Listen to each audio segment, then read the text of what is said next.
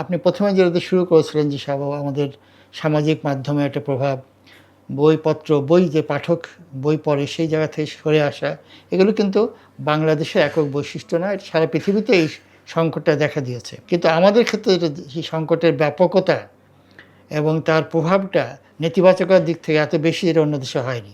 একটা সময় কিন্তু সারা পৃথিবীতেই যারা চিন্তা করেন তাদের মধ্যে এই উদ্বেগটা তৈরি হয়েছিল যে বইয়ের পাঠক কমে যাচ্ছে, বোধহয় আর বই থাকবে না। কিন্তু এটা ঘটেনি। সিরিয়াস পাঠক এখনো বই পড়ে।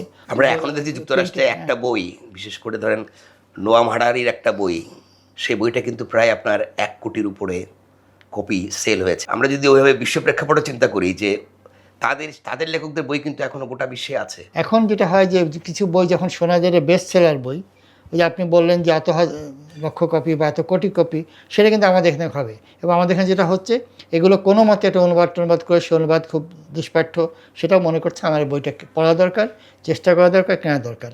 কিন্তু চিন্তা চর্চার ব্যাপারটা যেটা আপনি বলছিলেন, সেটার ক্ষেত্রে আরও গভীর একটা নিষ্ঠার দরকার হয়, সেখানে একাগ্রতার দরকার হয়।